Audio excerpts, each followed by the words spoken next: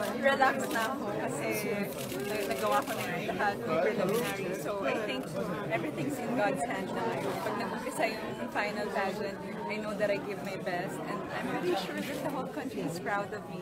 So whatever happens, it's destiny.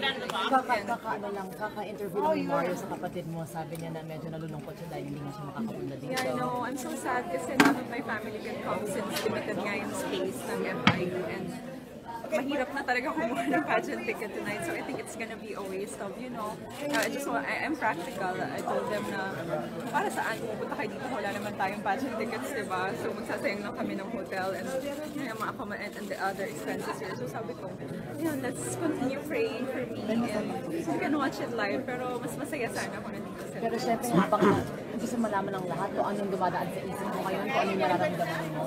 Nakakapangilabot and knowing na sobrang ang daming tao nag-effort para magawa tong crown na to. Sobrang daming minds yung, alam mo yung nagtulong-tulong para